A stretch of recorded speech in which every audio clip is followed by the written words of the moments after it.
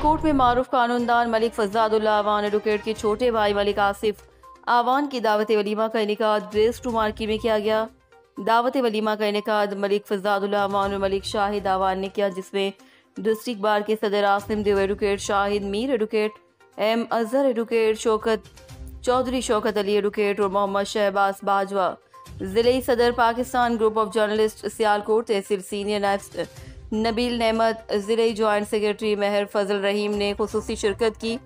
दावत वलीमा में हर मकतबा फ़िक्र के अफराद ने शिरकत और दुल्हन दुल्हा के लिए नेक तमन्नाओं की दुआ की। दावत वलीमा में मेहमानों की आला खानों के साथ तवाज़ो की गई।